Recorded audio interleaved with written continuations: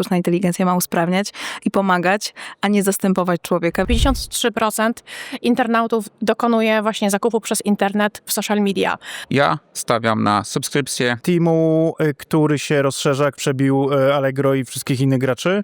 Niektóre gamifikujące aplikacje mogą być szerzej postrzegane jako uzależniające. Cześć, powiedz, jaki trend będzie kluczowy dla e-commerce w 2026 roku?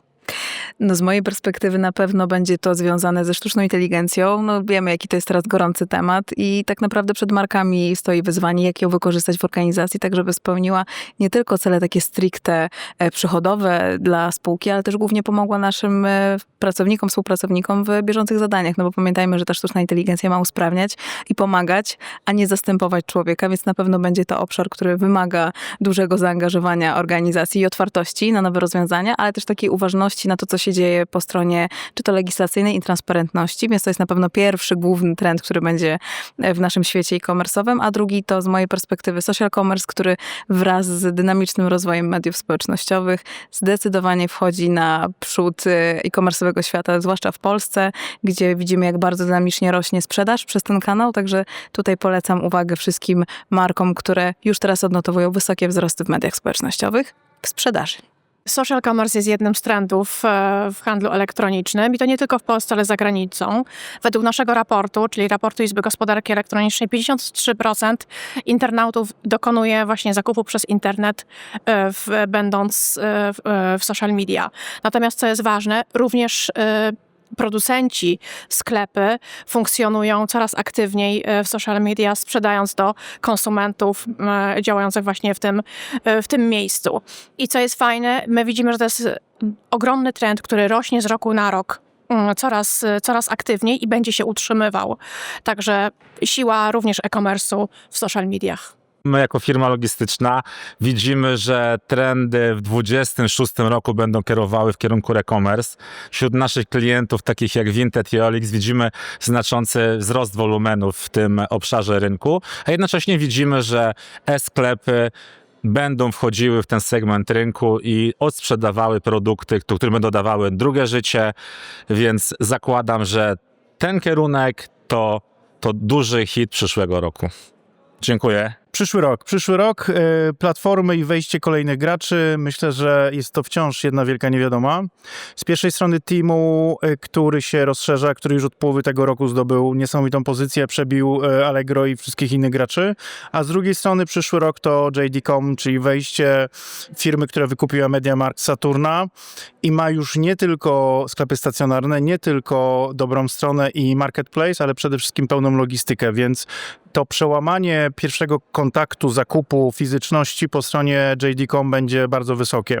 No i drugi element, co się i gdzie się pojawią marki chińskie, zarówno te z wysokiej półki, jak i z tego niskiego entry segmentu, to z pewnością będzie to, co spowoduje, że przyszły rok będzie jedną wielką niespodzianką. Stanowczo dużym game changerem i trendem na zbliżający się rok jest gamifikacja. Szybko zmieniająca się i dynamicznie zmieniająca się rzeczywistość, nie tylko biznesowa, ale i naszych klientów sprawia, że musimy ich w pewien sposób zainteresować. Są to różne grupy i gamifikacja na pewno daje temu możliwości. Daje duże pole do popisu i stanowi duże możliwości, ale też może powodować kilka zagrożeń. A jakie to zagrożenia? Myślę, że uzależnienie od aplikacji w zasadzie każdemu by na tym mogło zależeć, żeby to nasza marka była marką pierwszego wyboru. Niemniej jednak niektóre gamifikujące aplikacje mogą być szerzej postrzegane jako uzależniające. Ale można powiedzieć, że przede wszystkim trend, nasza przyszłość i 2026 należy do gamifikacji, tak? Tak, jak najbardziej.